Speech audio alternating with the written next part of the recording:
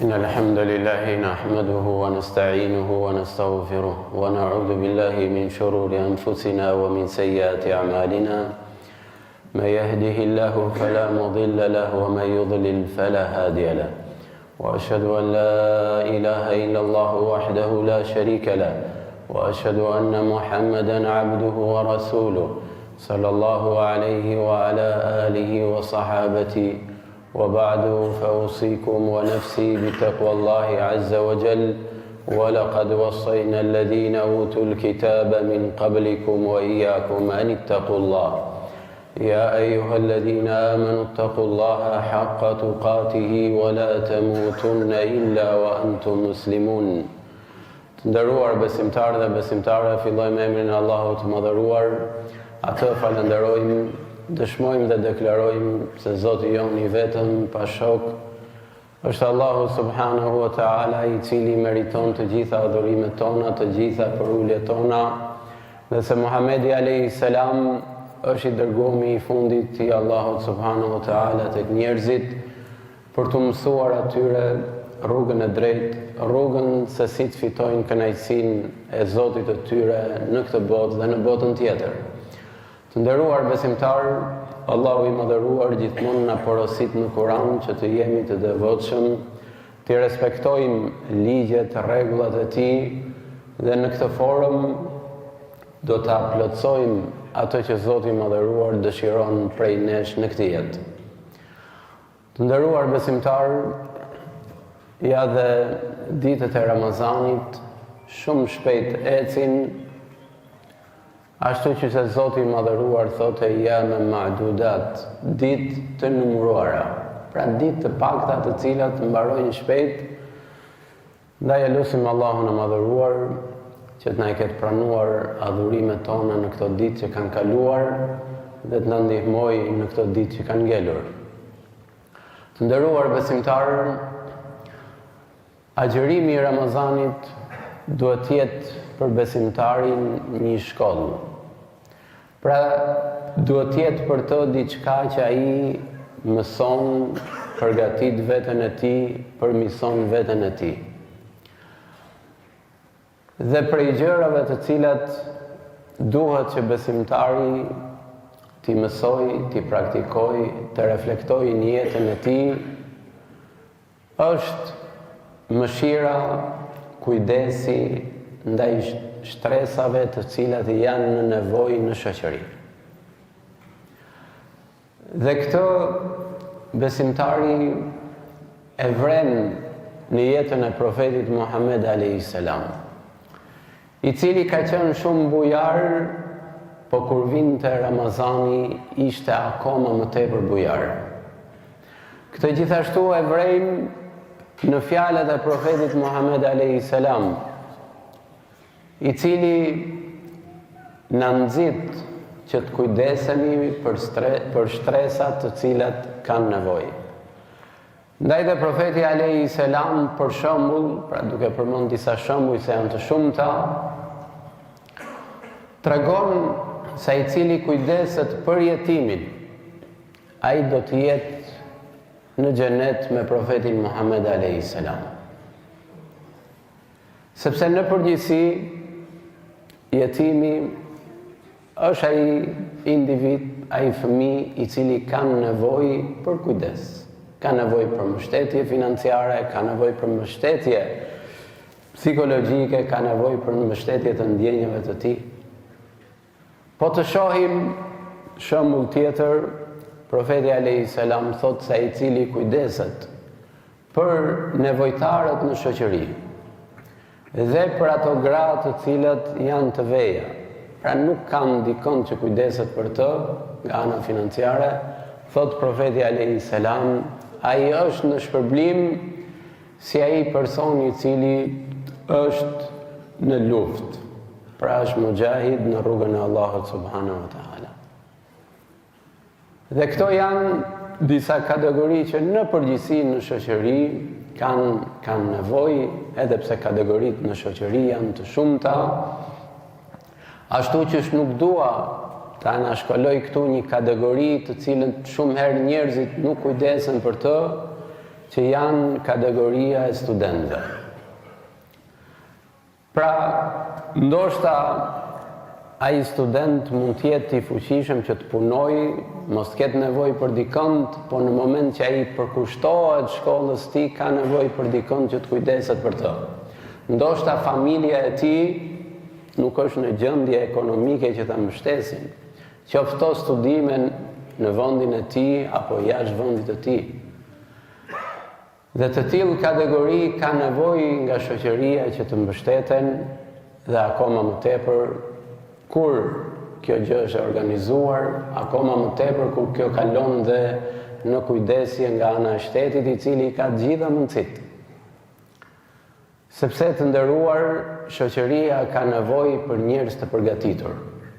Shoqëria ka nevojë për njerëz të cilët e njohin mirë fen dhe ta përcjellin besimin tek të tjerët.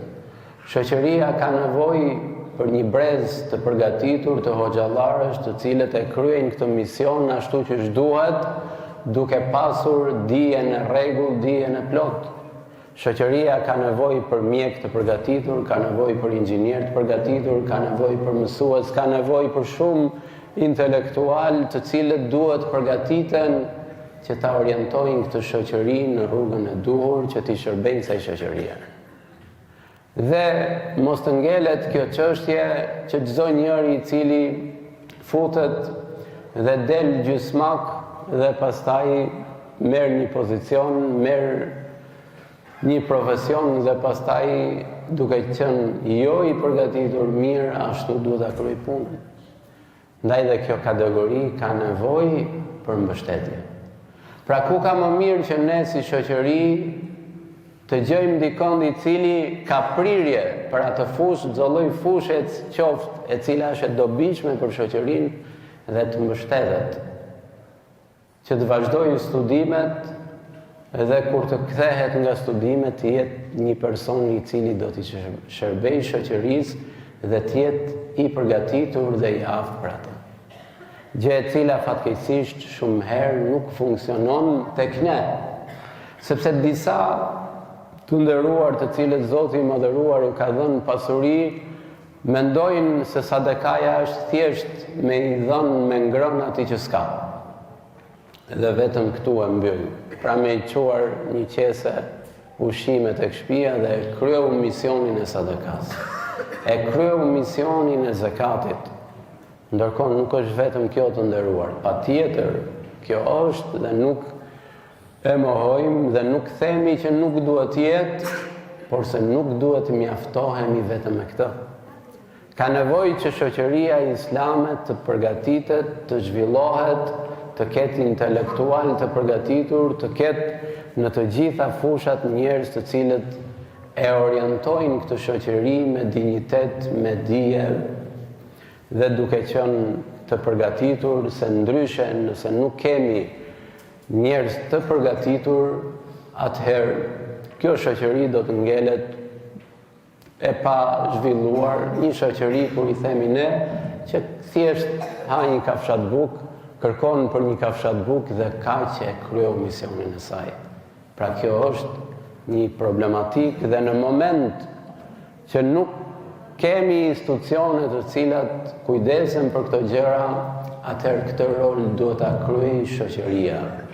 Ajo që sot e quajmë shoqëria civile, pse jo ne muslimanët mos jemi aktiv në të tilla situata.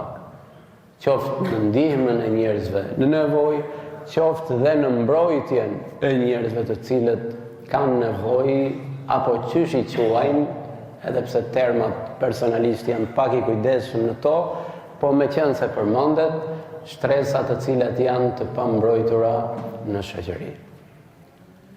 Pra, mos të ngelet të nderuar ai kujdesi ndaj kësaj shtrese, edhe një herë po e përsëris, thjesht t'i blem diçka që të haj, t'i blem diçka që të veshin, edhe me kaq mbaroj, sepse do ngelemi në vend si ai personi i cili rrotullohet rreth vetes tij dhe nuk het asnjë hap përpara.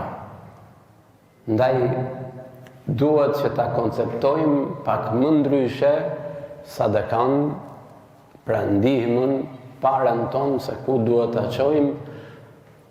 Duhet që ata të cilët kanë mundësi të zhvillojnë këta njerëz nga ana profesionale, të hapin vende pune, e kështu me radhë, ku mundësitë janë të shumta dhe nevojat janë të shumta.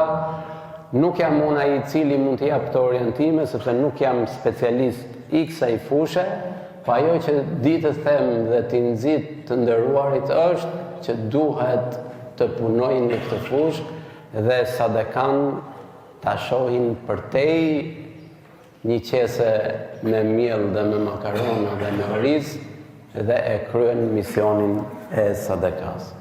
Ndaj të nderuar, muslimani duhet përfitojë nga shkolla e Ramazanit që të bëhet një njeri bujar, një njeri i cili kujdeset për të tjerët, një njeri i cili ka dashuri për të tjerët. Dhe jo të jetë egoist, të jetë një njeri individual, një njeri i cili nuk kujdeset për të tjerët, nuk ka dashuri për të tjerët. Ndaj dhe profeti Muhammed a.s. na tregon dhe njofton se dashuria për hir të Allahut të madhëruar ka shpërblim shumë të madh tek ai. Kështu ka qenë profeti a.s. në jetën e tij dhe kështu i ka mësuar besimtarët sahabët në kohën e tij. Ndaj dhe profeti a.s. kur ka qenë në Mekë, kur njerëzit bëheshin musliman, nxiste mes tyre dashurinë që ata ta donin njëri tjetrin, t'i gjendeshin në krah njëri tjetrit. Kur profeti a.s. shkoi në Medinë, i bëri ata vëllezër me njëri tjetrin, ndaj dhe vllazëria në Islam është një prej vlerave shumë të larta. Ashtu që Zoti i madhëruar thot në Kur'an, innamal mu'minuna ikhwa. Pra besimtarët me njëri tjetrin janë vëllezër. Ndaj dhe Zoti i madhëruar u përkujton gjithashtu shokëve të Muhamedit a.s. këtë vëllazëri, duke u thënë atyre se përpara se të vinte profeti Muhammed a.s. ju kini qenë armiq me njëri tjetrin. Kuntum a'da'an fa'alafa bayna qulubikum fa asbahtum bi ni'matihi ikhwana. Pra u drejtohet atyre dhe të gjithë brezave që do të vinë, që përpara se të ishit musliman me njëri tjetrin nuk shkonit mirë, kishit grindje, kishit armiqësi, thot ajeti kuranor. Dhe Allahu i madhëruar i bashkoi zemrat tuaja. Pra hoqi urrëtitjen ndaj njëri tjetrit, hoqi armiqësinë ndaj njëri tjetrit, hoqi zilin ndaj njëri tjetrit, hoqi keqdashjen ndaj njëri tjetrit, dhe u bët vëllezër me mirësinë e Allahut subhanahu wa taala. Ndaj dhe muslimanët duhet të jenë të tillë dhe ta përfitojnë këtë gjë nga ky muaj e Ramazanit, ku ne shohim se si ne agjërojmë të gjithë bashkë, se si ne falemi të gjithë bashkë, se si ne në këtë muaj interesohemi dhe kujdesemi për njerëzit që mund të jenë në nevojë, që t'i çojmë një iftar, që ta ndihmojmë ku ka nevojë e të tilla gjëra. Pra, kjo vëllazëri nuk duhet të ngelet thjesht në këtë muaj dhe pastaj nuk ka asnjë ndikim dhe asnjë reflektim në jetën tonë si shoqëri, si musliman në këtë vend. Për këtë arsye, nëse do të vrejmë në fjalët e profetit a.s., do të gjejmë shumë vlera që ka vëllazëria dhe dashuria për hir të Allahut të madhëruar, gjë e cila kërkon një ligjerim me vete, po sot po e përmend se çfarë duhet përfitojmë pa u fut në hollësitë e saj. Ndaj të nderuar, le të jetë ky muaj një muaj reflektimi për të gjithë ne, që të përmirësojmë në vetet tona marrëdhëniet me njëri tjetrin, marrëdhëniet me të afërmit tanë, të shtojmë dashurinë karshi njëri tjetrit dhe të kujdesemi më tepër për njëri tjetrin, ashtu që na tregon profeti Muhammed a.s. dhe thot se asnjë prej jush nuk është besimtar I mirë derisa të dojë për vllain e tij atë gjë që ai dëshiron për veten e tij. Pra në moment që ti nuk dëshiron të mira për vllain tënd, dije se nuk je një besimtar I mirë, dhe në moment që ti dëshiron për atë të mira, për te I mundësive që mund të kesh ti të ndihmosh apo jo, kjo është çështje tjetër, kjo është një tregues I qartë se ti je një besimtar I mirë. Ndaj të nderuar, Allahu I madhëruar na ka hap dyert që të jemi musliman të mirë, besimtar të mirë me shumë pak gjëra, duke pas mjaft dhe dëshirën dhe ndjenjat tona, edhe nëse nuk ke mundësi pra që ti ta ndihmosh apo ti gjendesh në krah apo gjëra të tilla.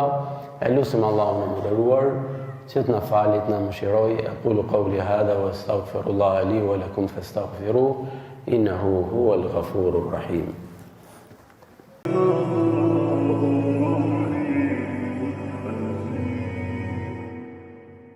Alhamdulillahi rabbil alamin wassalatu wassalamu ala rasulillahi alamin wa ba'd.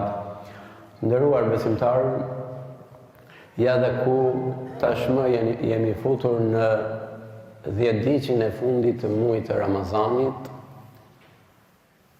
pasi këto net dhe këto ditë kanë vlerë të madhe tek Allahu subhanahu wa ta'ala, sepse në këto net gjendet nata e Kadrit, ashtu që thot Zoti I mëdhëruar, inna anzalnahu fi lejletil qadri wa ma adraka ma lejletul qadri, lejletul qadri khairu min alfi shahr. Pra, Allahu I mëdhëruar ka vendosur natën e Kadrit, e cila ka shpërblim të madh, ku thot Allahu I mëdhëruar, shpërblimi I saj, vlera e saj, është më e madhe se 1000 muaj. Pra, me thënë ndryshe, një natë ka vlerë më tepër se një jetë. Për këtë arsye, njeriu duhet që në këto net të përkushtohet në adhurim, të përkushtohet në lutje të Allahut subhanahu wa ta'ala, ashtu që thot Zoti I madhëruar, fiha yufraqu kullu amrin hakim. Pra në këtë natë Zoti I madhëruar përcakton dhe njofton në ëngjëjt e tij se çfarë do të ndodhi njerëzve për gjithë vitin, pra që është nifet ai përcaktimi vjetor, të cilin pikërisht Zoti I madhëruar pra u shpall ëngjëjve të tij në këtë natë, ndaj dhe muslimani duhet përpiqet që kjo natë mos të kaloj pa bërë një adhurim, pa bërë një lutje, pa bërë një përkushtim ndaj Zotit të tij. Dhe qysh profeti alayhis salam na thot, kërkojeni këtë natë në 10 netët e fundit, e në veçanti në netët teke, ku nata e parë teke që kaloi ishte nata e mbrëmshme, pra nata 21, dhe vazhdojnë netët deri në natën 29, e cila për këtë vit pra do të jetë dhe nata e fundit e muajit të Ramazan. Ndaj të nderuar, ti përkushtohemi këtyre ditëve që na kanë mbetur, ashtu si garuesit të cilët garojnë në garat e ndryshme sportive, kur vjen fundi shtrëngohen më tepër, ne duhet jemi akoma më të përkushtuar, po vjen fundi I Ramazanit, duhet shtrëngohemi më tepër, duhet t'i përkushtohemi adhurimeve më tepër, në mënyrë që të arrijmë të fitojmë kënaqësinë e Allahut subhanahu wa ta'ala. Gjithashtu të nderuar, prej adhurimeve në këto net dhe në këto ditë është adhurimi I itikafit, që shifet pra që njeriu qëndron në xhami, qoftë kjo një ditë apo një natë apo më shumë, për të lutur Allahut subhanahu wa ta'ala, duke lexuar Kur'anin, duke fal namaz, është një adhurim të cilën profeti Muhammed alayhis salam e ka bërë çdo vit, dhe vitin që ndroi jetë e bëri 20 ditë. prashtoi 10 ditë më tepër, pra 20 ditë të Ramazanit. Shumë prej nesh kanë angazhimet të cilat nuk i lejojnë, po të përpiqet se cili prej nesh qoftë dhe një natë të këtyre netëve ta kaloj me adhurim në xhami.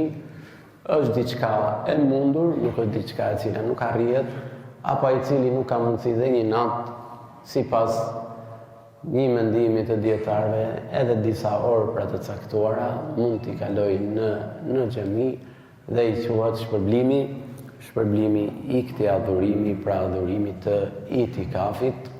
E rëndësishme të nderuar është që ne të përpiqemi të adhurojmë Zotin ton, të përkushtohemi në këto net, pastaj secili në varësi të mundësive që ka, por se mos të kalojnë këto net si të gjitha netët e tjera, sepse janë net të veçanta tek Zoti jon, edhe kështu duhet të jenë edhe tek ne, dhe në mënyrë që të arrijmë ato që kërkon Allahu subhanahu wa ta'ala prej nesh. E lutim Allahun e mëdhëruar që të na japi mundësi që t'i kalojmë këto ditë dhe net që na kanë ngelur me adhurim, me përkushtim. E lutim Allahun e mëdhëruar që ta shtojmë adhurimin në këto net, sepse janë net të pakta të cilat do t'i ikim shumë shpejt dhe pastaj ndoshta do të bëhemi pishmëm, ndoshta do të themi e lash mangët këtu sikur ta kisha bërë këtu, por nëse ikin nuk kthehen më deri vitin tjetër, dhe vitin tjetër asnjë prej nesh nuk e di se çfarë mund të ndodhin dhe çfarë të reja mund të ketë, kështu që përderisa jemi në këtë mirësi të Allahut subhanahu wa ta'ala, ta përfitojmë dhe mos ta lëmë që të na iki pa një ndryshim tek ne, pa një ndryshim në adhurimin ton, pa një ndryshim në sjelljen ton karshi Zotit ton. Dërgoj salavatëm i profetin Muhammed a.s. Allahumma salli ala Muhammed wa ala ali Muhammed, kema sallaita ala Ibrahim wa ala ali Ibrahim, innaka Hamidun Majid. Allahumma barik ala Muhammed wa ala ali Muhammed, kema barakta ala Ibrahim wa ala ali Ibrahim, innaka Hamidun Majid. Inna Allah ya'muru bil adli wal ihsani wa ita'i dhil qurba wa yanha 'anil fahsha'i wal munkari wal baghi ya'idhukum la'allakum tadhakkarun. Dijeni se Allahu i mëdhëruar urdhëron për drejtësi, për mirësi, për bamirësi dhe na ndalon nga padrejtësia, nga veprat e shëmtuara. Lutim Allahun e mëdhëruar të na ruajë, të na shpërblejë, Zoti ju nderoft.